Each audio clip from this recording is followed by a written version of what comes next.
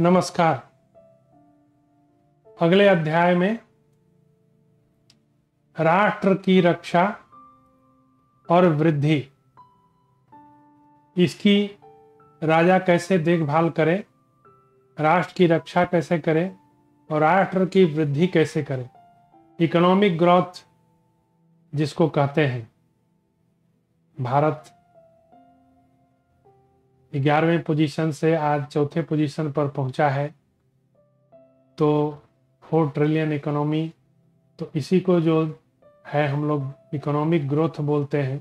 तो देश का विकास, तो देश का विकास से जुड़ा हुआ कोई चीज है तो देश की सुरक्षा है। तो सुरक्षा और विकास, इन दोनों के मिलने से ही कंट्री जो है समृद्धशाली होता है। चाणक्य जी जो है वो कहा करते थे कि किसी भी देश में विद्वता,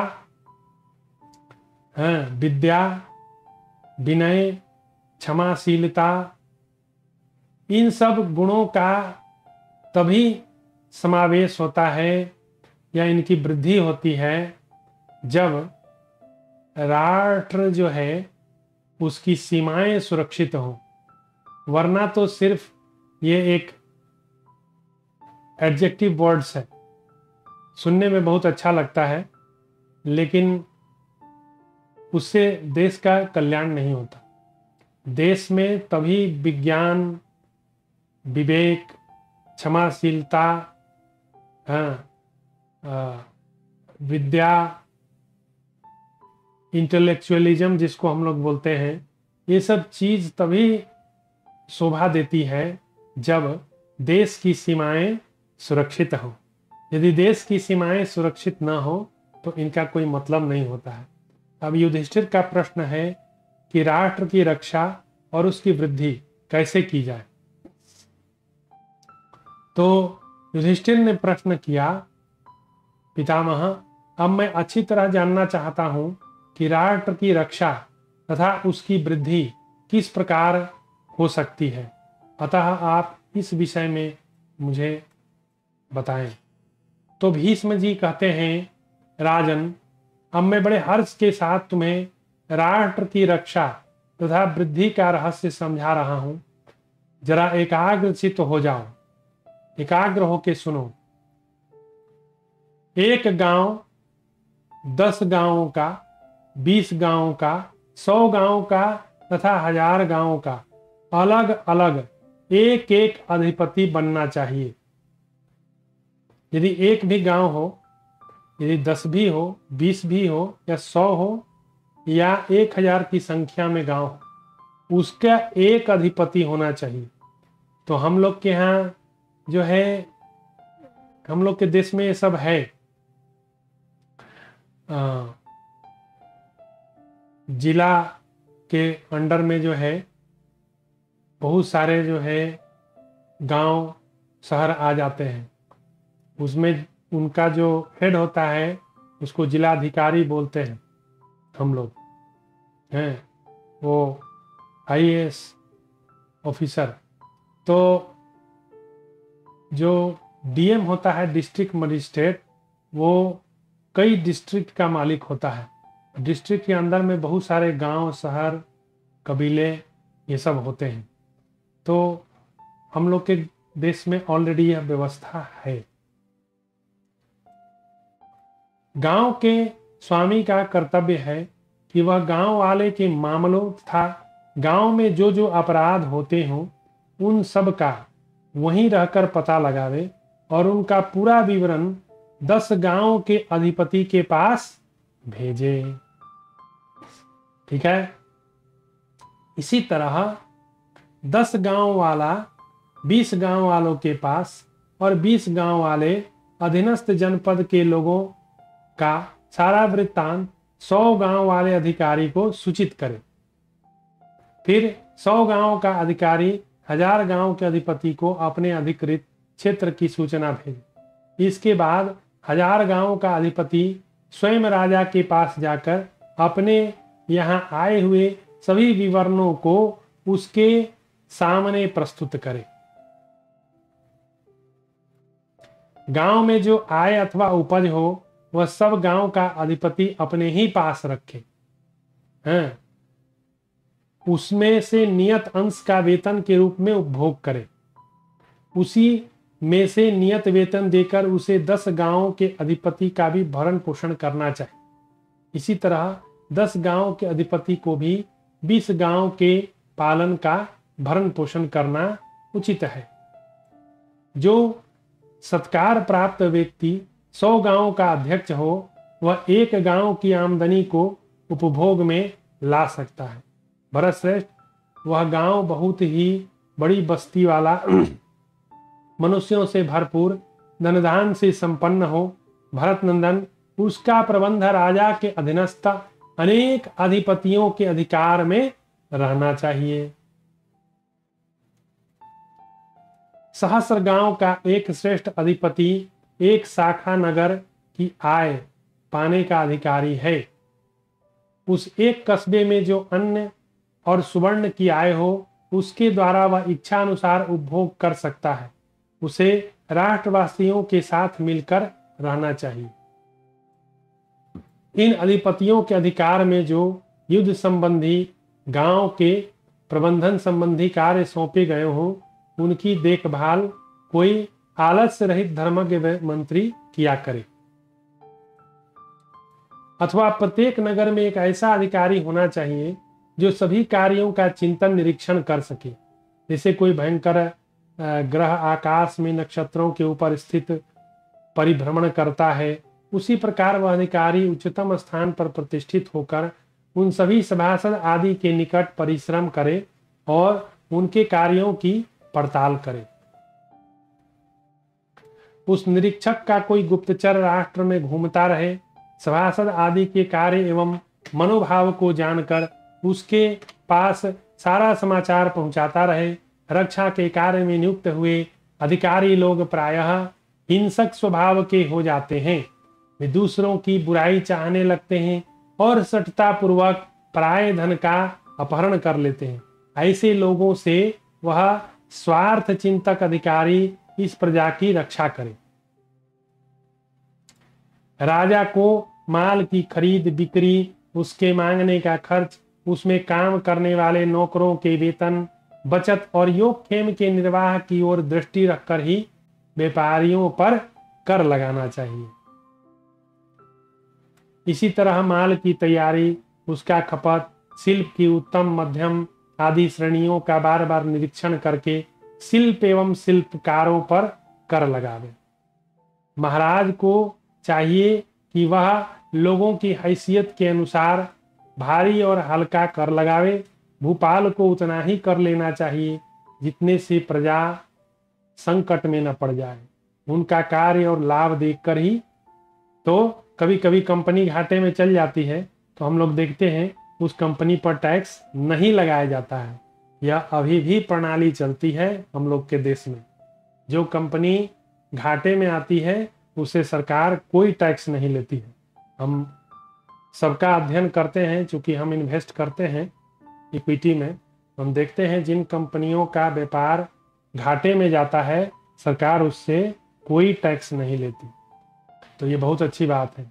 लाभ कर्म दोनों ही यदि निष्प्रयोजन हुए तो कोई भी काम करने में प्रवृत्त नहीं होगा। अतः जिस उपाय से राजा और कार्यकर्ता दोनों को कृषि वाणिज्य आदि कर्म के लाभ का भाग प्राप्त हो उस पर विचार करके राजा को सदैव करों का निर्णय करना चाहिए। अधिक तृष्णा के कारण अपने जीवन के मूल आधार प्रजाओं के जीवनभूत खेती बाड़ी आदि का उच्छेद न कर डाले। राजा लोभ के दरवाजों को बंद करके ऐसा बने कि उसका दर्शन प्रजा मात्र को प्रिय लगे। यदि राजा अधिक शोषण करने वाला विख्यात हो जाए तो सारी प्रजा उससे द्वेष करने लगती है। जिससे सब लोग द्वेष करते हो उसका कल्याण कैसे हो सकता है? जो प्रजा वर्ग का प्रिय नहीं होता उसे कोई लाभ नहीं मिलता। जिसकी बुद्धि नष्ट नहीं हुई है उस राजा को चाहिए कि वह गाय से बछड़ी की तरह राष्ट्र से धीरे धीरे उदर की पूर्ति करे।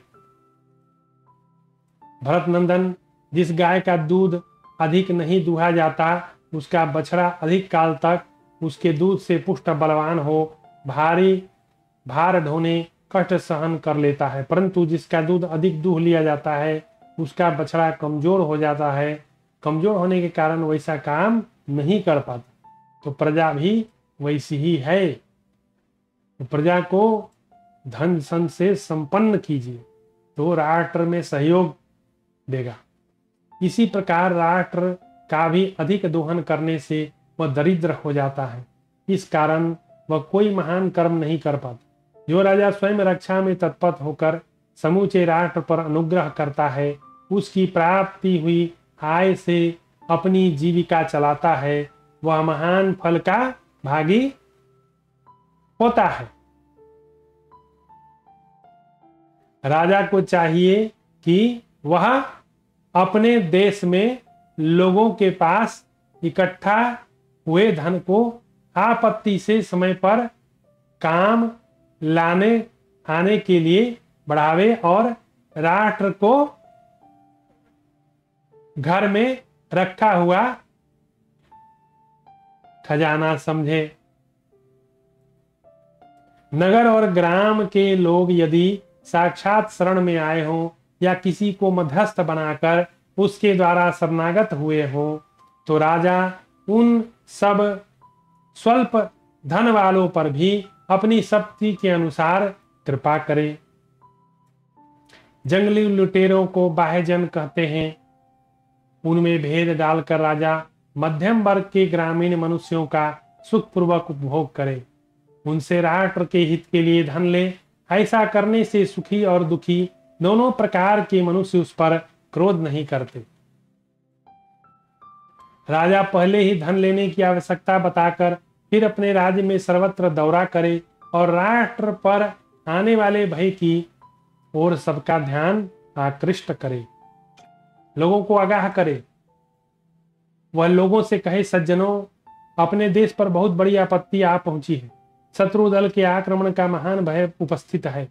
जैसे बांस में फल का लगना बांस के विनाश का कारण होता है, उसी प्रकार मेरे शत्रु बहुत से लुटेरों के साथ लेकर अपने ही विनाश के लिए उठकर मेरे राष्ट्र को सताना चाहते हैं।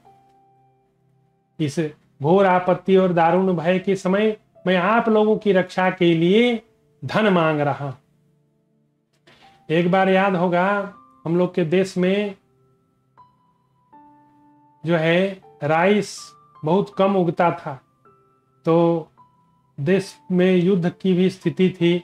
तो उस समय शास्त्री जी ने जो है कहा था कि लोग जो है कम खाएं, तो लोगों ने जो है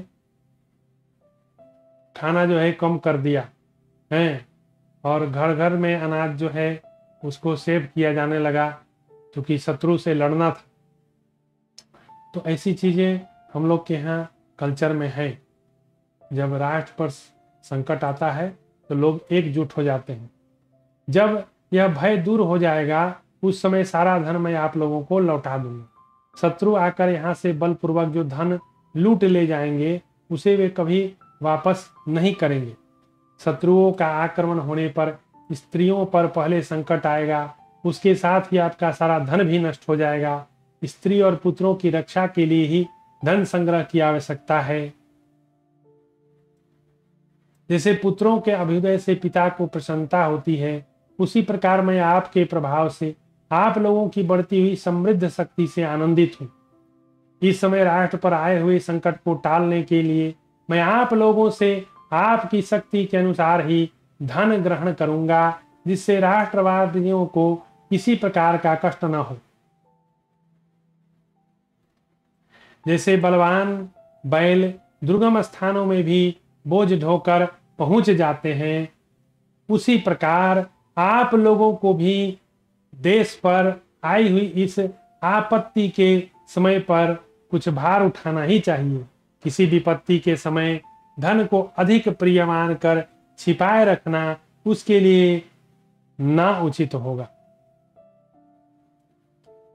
समय की गतिविधि को पहचानने वाले राजा को चाहिए कि वह इसी प्रकार स्नेहयुक्त अनुनय पूर्ण मधुर वचनों द्वारा समझा बुझाकर उपयुक्त उपाय का आश्रय ले अपने पैदल और सैनिकों या सेवकों को प्रजाजनों के धन पर संग्रह के लिए भेजे। नगर की रक्षा के लिए चारदीवारी बनवानी चाहिए। यदि राजा वैश्यों के हानि लाभ की परवाह न करके उन्हें कर भार से विशेष कष्ट पहुंचाता है तो वे राज्य छोड़कर भाग जाते हैं। ऐसा होता है। वेनेजुएला एक राष्ट्र है, वहां पर पहले डेमोक्रेटिक गवर्नमेंट था, बाद में लोगों ने जो है वहां पर समाजवाद कहने के लिए समाजवाद वाले लोगों को उन्होंने जो है समाजवाद का सरकार पूरा वर्ल्ड में फेलियर हो चुका है, कहीं सक्सेस नहीं है। तो वो देश जो है समाजवादी लोग क्या करते हैं, सारा संपत्ति पर अधिकार कर लेते हैं, तो व्यापारी को स्वतंत्रता नहीं रह जाती व्यापार करने की, उसका मुनाफा सब मार जाते हैं ये लोग। तो मैं सुना हूं कि वहां से बहुत सारे व्यापारी जो है पलायन करके दूसरे देशों में चले गए, ऐसा होता है।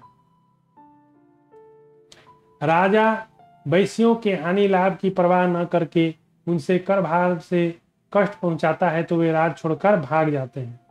वैश्यों को सांत्वना दें, उनकी रक्षा करें, उनके धन को सहायता दें, उनकी स्थिति को सुदृढ़ रखने का प्रयत्न करें, उन्हें आवश्यक वस्तु अर्पित करें, सदा उनके प्रिय कार्य करें। व्यापारियों को उनके परिश्रम का फल सदा देते रहना चाहिए, क्योंकि वे ही राष्ट्र के वाणिज्य व्यवसाय या तथा खेती को उन्नति करते हैं। तो जैसा मोदी सरकार जो है आजकल लाई है प्रोडक्शन लिंक्ड इंसेंटिव, PLI जिसको बोलते हैं, तो घरेलू उद्योगों को बढ़ावा देने के लिए मोदी जी जो अच्छा प्रोडक्शन करता है उसको जो है कुछ विशेष धनराशि दिया जाता है जो कंपनी के प्रॉफिट में ऐड हो जाता है। तो ये चीज हम लोग के संस्कार में है।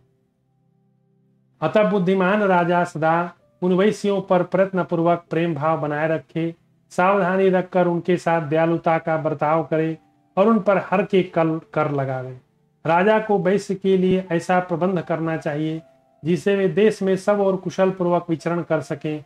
राजा के लिए इससे बढ़कर हित का काम कुछ नहीं।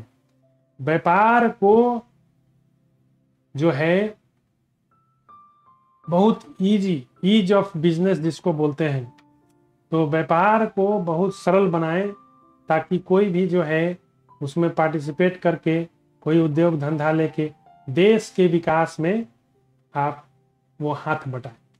तो इस पर सरकार हमारी काम कर रही है, हम लोगों की जो वर्तमान सरकार है भारत में, तो ये बहुत खुशी की बात है।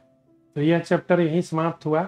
अगले चैप्टर में प्रजा से कर लेने, कोष संग्रह करने का, कितने तरह से कोष का संग्रह करना चाहिए, इसके प्रकार के बारे में दिया है, तो हम अगले चैप्टर में देखेंगे।